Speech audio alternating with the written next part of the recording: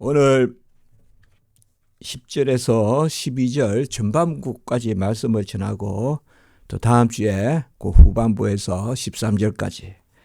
그래서 제목은 다음 주나 오늘 같은 제목으로 새하늘과 새 땅을 바라봄, 이렇게 말씀을 전하고자 합니다.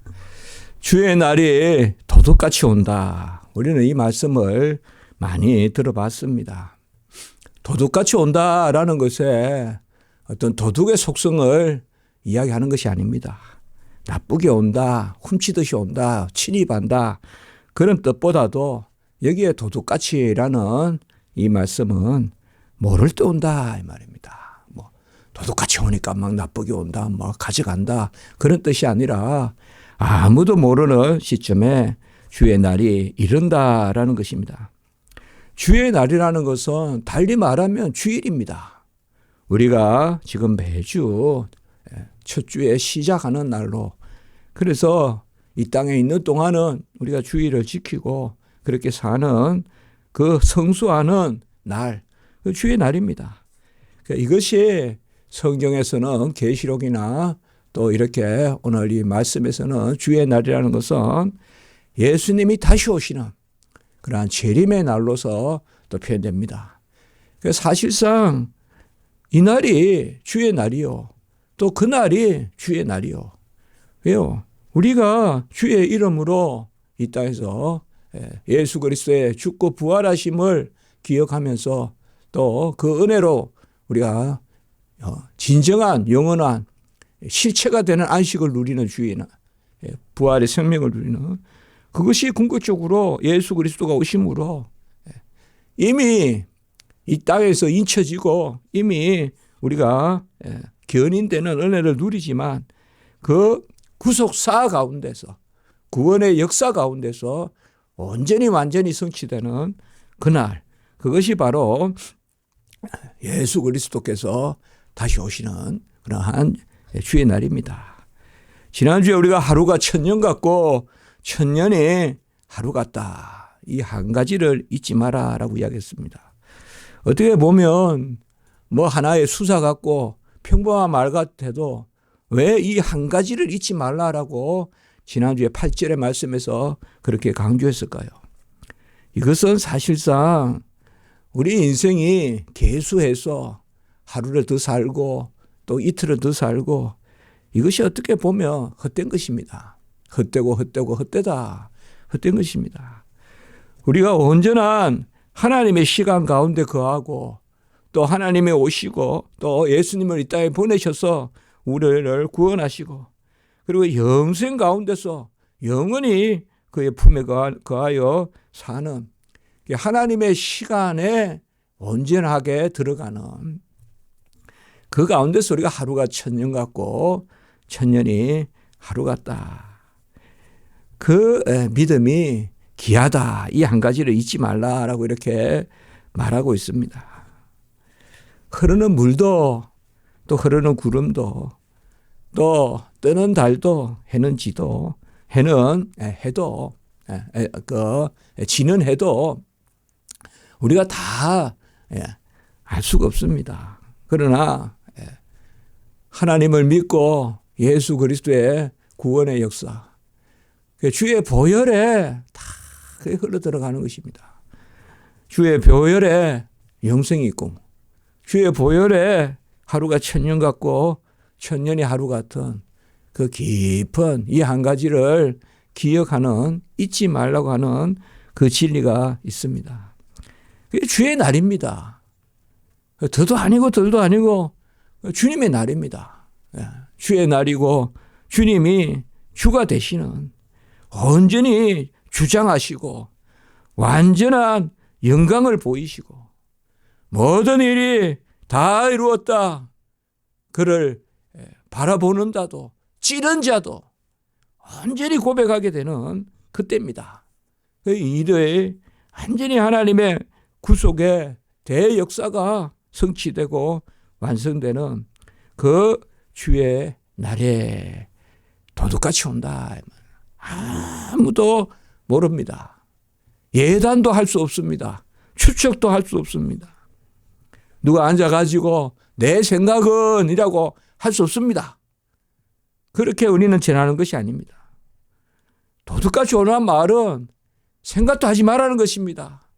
무조건 언제든지 오신다고 준비하라는 것입니다. 뭐 시대를 보니까 주님이 오실 때가 됐다. 성경의 시대부터 지금까지 똑같습니다. 언제든지 그렇습니다. 요새가 힘들고 어려운 거 있지만 얼마나 기독교인들이 많이 박해당하고 그건 우리가 말로 다 할 수가 없습니다. 말로 다 할 수가 없습니다. 우리 인생의 어떤 역사에 국가에 그러한 박해도 있지만 이 기독교의 박해라는 것은 기독교 선교사 이런 데 보면 정말 많이 죽었고 그렇습니다. 많은 고난을 당하고 이루 말할 수 없는 알다시피 그러한 일들입니다.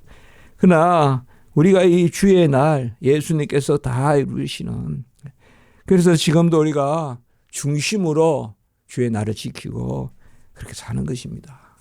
이 땅의 시간에 속하여 사는 이게 하루가 또 이게 천년이 우리가 계수하여 사는 이 뜻이 오직 예수 그리스도의 그 온전하신 가운데서 다 이루신 가운데서 그 영생이 바로 우리가 하루가 천년 같고 천년의 하루 같은 이 한 가지를 기억하라고 하는 이 개념인데요. 그 가운데서 주님이 다 끝내 이룬다는 것입니다.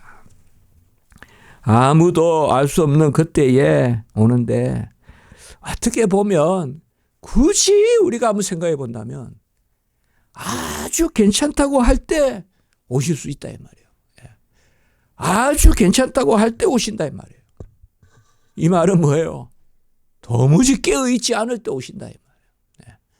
세상이 다 잠들어 있을 때 오신다. 잠든다는 것은 밤에 다 침대에서 잘 때라는 말이 아니라 영적으로 잠들 때 정오에 오실 수 있고 밤에 오실 수도 있고 도둑같이 오신다 하니까 뭐 도둑이 밤에 오니까 밤에 온다. 그런 의미는 절대 아닙니다. 그런 도둑의 속성을 말하는 게 아니라 아무도 모를 때 도둑이 언제 예고하고 옵니까? 내가 훔치러 가겠습니다 하고 옵니까? 아무도 모르게 온다. 깨어서 기름을 준비하고 기름은 우리가 마땅한 바 또 성령으로 흰옷 입고 준비하라 이렇게 말합니다. 우리 기독교인의 실존이라는 게 있다면 우리가 이 시간 가운데 던져져서 사는 그러한 실존이라는 게 우리 기독교인에게 그 말을 쓸 수 있다면 그것은 바로 종말의 실존입니다. 예수님이 언제든지 오실 수 있음을 알고 준비하는 것 그게 이 지상의 우리의 삶의 의미입니다.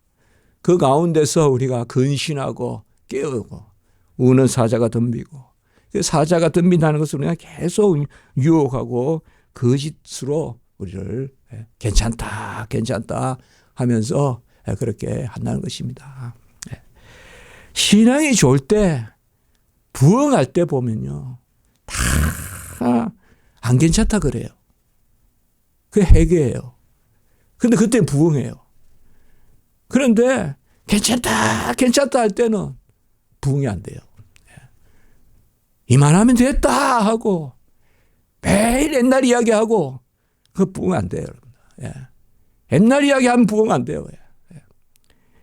내 지금 모습에 가슴을 치고 우리가 계속 나누지만은 성화는 내가 지금 얼마 됐다는 걸 헤아리는 게 성화가 아니에요. 지금 내가 얼마나 하나님 앞에 갈급한가 상한 심령을 갖고 하나님 앞에 어린아이 같이 매달리는가 그게 성화거든요. 그렇게 보면 가장 우리가 안 됐다 안 됐다 할 때 그래서 신앙생활에도 처음 사랑을 기억하고 어디에서 떨어지는가를 생각하라. 이제 그게 참 귀한 것 같아요. 처음 사랑이 어떻게 보면 가장 서툴고 성경도 잘 모르고 그럴 수 있어요. 그리고 도무지 뭐 교회 가면 어색하고 내 자리 아닌 것 같고 그 사랑이 더 귀한 사랑일 수 있다 이 말이에요. 그때가 더 두려워하고 더 근신하고 깨어있는 때가 그때일 수가 있다 이 말이에요. 무뎌서 잠자고 말이에요. 다 되고 막 전부 내가 그냥 옳고 나는 잘 믿고 그거 아닙니다. 어거스틴이나 칼빈이나 저는 많이 그런 책들을 보지만 어느 한 구절에도 보면 잘 믿는다고 하는 데 없어요. 사도 바울하고 똑같아요. 그게 정통신앙이에요. 그게 종교개혁이고요. 내가 잘 믿는다. 내가 잘 믿는다. 나에게 공로가 있다. 넘친다. 잉여 공로다 하면서 그 남은 공로가 아까우니까 내가 베풀어 준다 하면서 내가 중보한다고 하는 그게 중세입니다. 그러나 우리는 아무것도 없으나 예수 그리스도의 공로밖에 없다. 깨어서 기름으로 준비하라는 게 뭡니까? 은혜입니다. 은혜. 흰옷 입으리라는 게 뭡니까? 내 주장하지 말고 깨끗하게 모든 것이 내가 막 채색하고 내가 이미 꾸미고 이미 내 말이 너무 많으면 주님의 말이 들어오겠습니까? 내 안에서. 내가 아무 할 말도 없고 아무리 생각해도 심령은 넓어지는데 입이 닫혀야 하나님의 말이 임하지. 하나님의 음성이 임하지 않겠습니까? 그 마지막 때는 분명히 역사적인 때입니다. 막연한 시간 아닙니다. 이 시간 가운데 오십니다. 그때에는 하늘이 떠나간다라고 이렇게 말하고 있어요. 하늘이 큰 소리로 떠나간다. 이거 상징 아닙니다. 은유 아닙니다. 비유 아닙니다. 다만 그때 되어질 일을 아무리 표현해도 모릅니다. 우리는 지금. 그걸 아셔야 됩니다. 지금 우리가 저기 나무가 불탄다 이러면 금방 알아들어요. 우리는. 홍수가 져서 저 한강이 넘친다 하면 알아들어요. 그러나 그때 될 일은 아무리 말해도 못 알아들어요. 우리가 지금. 그게 마지막 때 될 일이에요. 그걸 가장 잘 우리에게 알려주는 게 바로 오늘 이 말씀이에요. 우리 성경 이렇게 봐야 돼요. 그때 것을 상징한다 이렇게 하지 말고 그때 것을 알려주는데 이건 아무리 우리는 아는 것만 아는 거예요. 불이 타는 걸 봤기 때문에 불탄다 이러면 알아듣는다고요. 우리가. 물이 흐르는 걸 봤기 때문에 물이 넘친다 하면 알아듣는단 말이에요. 그런데 한 번도 겪어보지 못한 것을 그대로 이야기하면 못 알아들어요. 우리는. 이게 그대로 이야기하는 거예요. 사실 지금. 그대로. 불이 탄다라고 말하는 것과 똑같아요. 하늘이 큰 소리로 떠나가요. 이 일이 분명히 있어요. 하늘이 큰 소리로 떠나가요. 이건 뭐 여러 주석도 가능하겠지만 하늘이 없어지기도 하고 하늘이 훅 날아가기도 하고 그러니까 이 말씀을 받아요. 우리가. 지금 있는 저 하늘이 가장 맑은 하늘이 되고 뭐 지금 있는 하늘이 뭐 옥색으로 뭐 가꾸어지고 그런 생각들 다 버리셔야 돼요. 마지막 때는 그런 게 아니에요. 마지막 때 이 말씀 붙들으면 돼요. 그냥 하늘이 큰 소리로 떠나간다 하고 믿으면 돼요. 이게 하나님 우리에게 맞추어서 알려주시는 말씀이에요. 우리가 지금 받을 만한 말씀을 알려준다고요. 그러나 믿음으로 받으면 역사가 한다고요. 하늘이 큰 소리로 떠나간다. 구름 타고 오시리라. 나팔 가운데 오시리라. 큰 소리로 떠나간다. 그러니까 큰 소리로 하늘이 훅 날아갑니다. 하늘이 훅 날아가요. 그리고 뜨거운 불에 물질이 뜨거운 불에 풀어지고 옛날에는 우리 성경 읽을 때 체질이 그랬잖아요. 저도 찬송하고 여러분 옛날 찬송을 많이 이렇게 암송하다 보면 저도 모르게 찬송이 막 들려요. 아까 하나님 앞에 배울 때 이렇게 옛날 하나님 전에 배울 때 그렇게 찬송했지 않습니까? 성경도 그렇게 이런 게 좀 바뀌어 있어요. 옛날에는 체질이 풀어지고 그렇게 이야기했어요. 이게 무슨 말인지.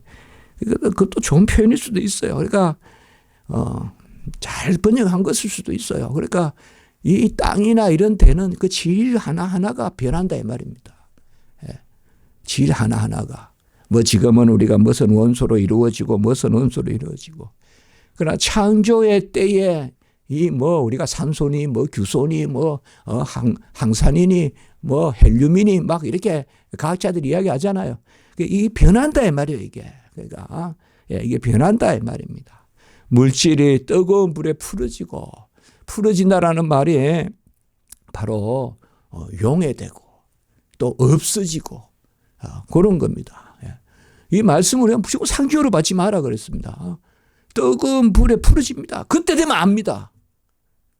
그때 되면 압니다, 우리가. 하늘이 훅 큰 소리로 떠나가네. 그 말씀이 응하는구나. 압니다, 그때 되면. 지금 아무리 그리려고 해도 모릅니다. 그래, 이 말씀 그대로 받으면 됩니다. 하늘이 큰 소리로 떠나갑니다. 물질이 뜨거운 불에 풀어집니다. 이건 그냥 표현이야. 이건 뭐냐, 상징이야. 은유야. 아닙니다. 이단 같은 데는 이게 이거를 풀어줄 사람 하나밖에 없어. 그게 실상이야. 이러면서 신천지 맨날 실상인 이야기하는 거 신천지가 다니면서.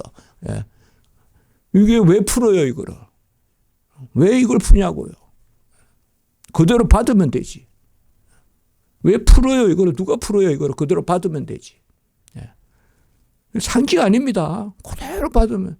이런 말씀을 우리가 처음 이렇게 성경을 볼 때는 이렇게 받아들이다가 자꾸 성경을 읽다 보면 그냥 이렇게 그냥 표현이네 하면서 넘어간다. 그렇게 하면 안 됩니다.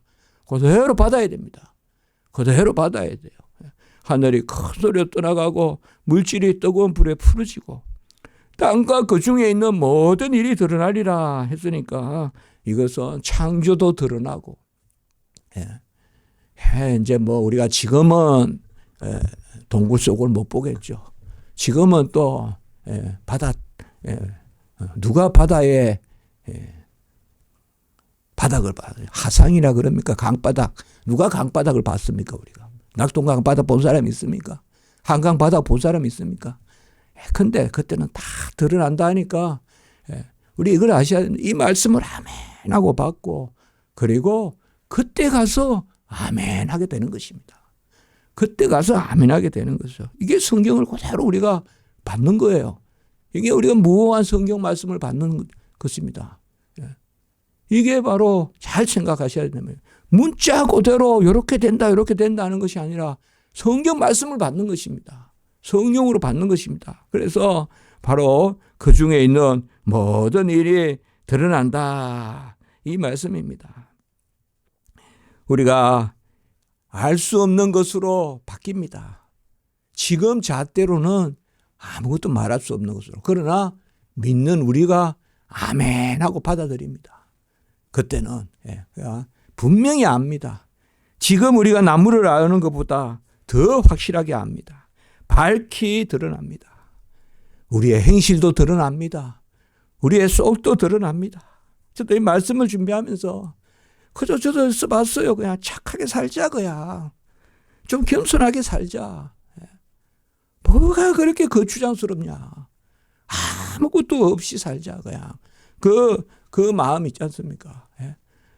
다 정말 하나님 앞에서 다 내려놓고 부자 청년이 따르라고 했을 때 다 지켰는데 하는데 오히려 네 소유를 다 팔아서 이웃에게 주고 나를 따르라. 그 말씀했지 않습니까? 또 빠른 것을 그러니까 내 생각이 많고 이런 게 아닙니다. 이제 마지막 때는 이 모든 것이 풀어지리니 11절에 이렇게 말씀했어요. 그러니까 모든 것이 드러나고 모든 것이 풀어지고 이 풀어진다라는 말은 없어진다라고 1차적으로 생각하면 됩니다. 용에 대해서 없어진다. 아까 체질이 풀어진다. 그 땅이 바로 물질이 뜨거운 불에 풀어진다. 또 여기 11절에 또 풀어진다 말씀이 나오지 않습니까? 그때 되면 다 없어진다. 그러니까 지금 이 땅의 것을 최선으로 생각하는 것이 그때의 것이 아니라 그때는 모든 것이 영광 가운데서 이건 결코 어떤 공포가 아닙니다. 이건 하나님이 온전케 하시는 영화롭게 하시는 것입니다. 그래서 거룩한 행실과 경건함으로 그럼 어떠한 사람이 돼야 되냐. 이게 항상 보면 종말에입니다. 거룩한 사람.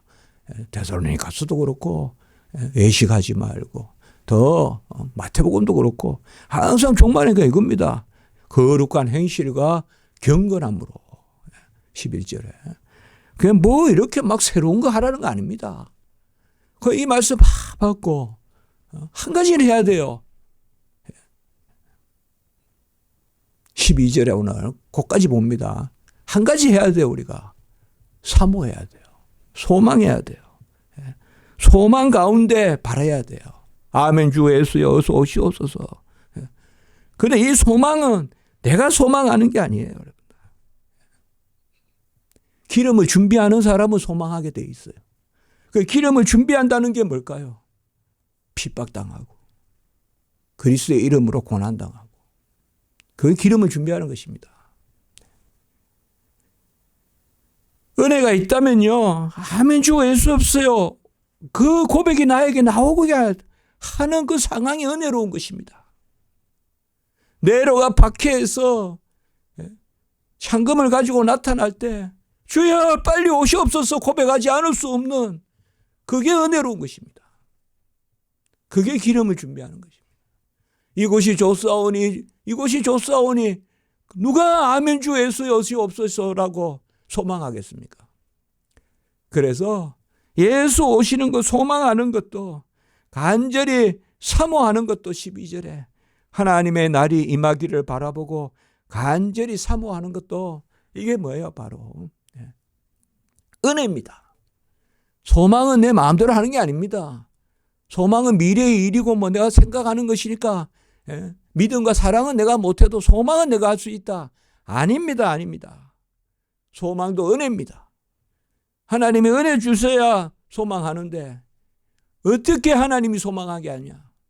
막 살고 교만하고 그런데 또 딱 앉으면 소망하게 할까요? 아닙니다. 애통하는 자가 복이 있다.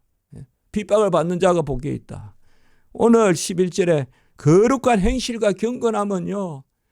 이 땅에서 부딪혀요. 이 땅에서 창금 앞에 서야 돼요. 이 땅에서 핍박받는 거예요. 경건이 뭡니까?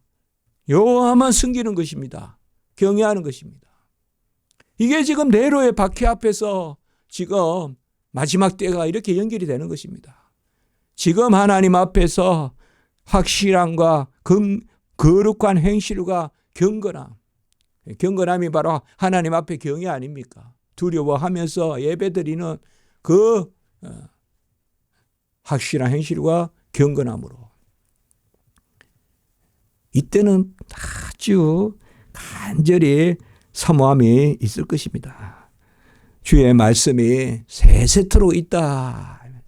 주의 말씀이 이 확실함과 경건함.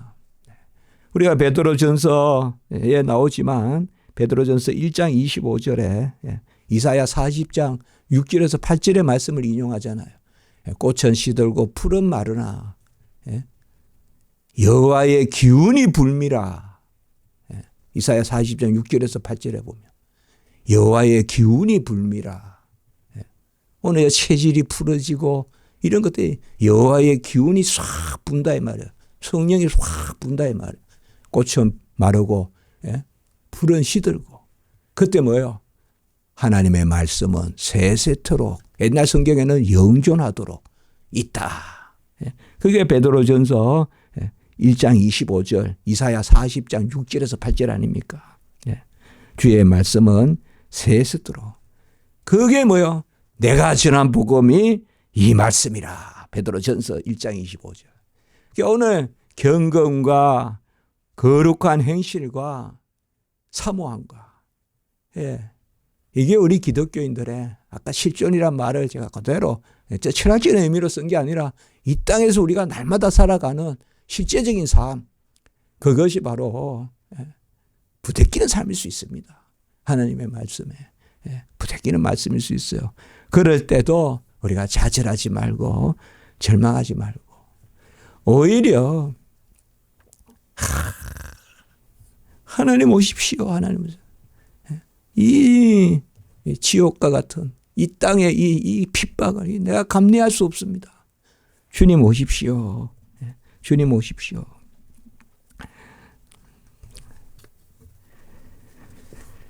우리가 베드로 후서에서 이것만 말씀하고 마칠게요. 또 한 단어를 우리가 생각해야 됩니다.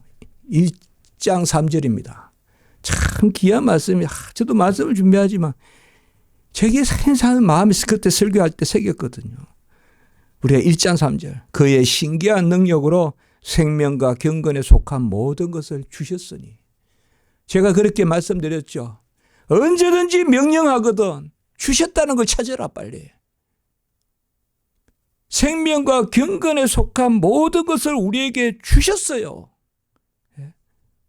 그리고 영광과 덕으로 우리를 부르셨다고 했어요. 1장 3절에. 주셨으니 그 주신 대로 살으라는 것이에요. 3장 11절에. 뭐 마지막 때에 뭐 내 공로 아닙니다. 생명과 경건에 속한 모든 것을 주셨어요. 그러니까 그 가운데 누리면서 살면 돼요. 그 가운데 잘 누리면서. 그게 복된 거예요. 그게 순교자들이 인상을 쓰지 않고 웃으면서 순교하는 거예요. 그건 마땅한 거예요. 하나님이 우리에게 주신 그 가운데. 그래서 이제 우리가 제가 첫 시간에 말씀을 드렸어요. 경건이라는 단어가 중요한 단어다 이 말이에요. 여기에서 마지막 때 경건, 예배 이 중요하다 이 말이에요. 예배.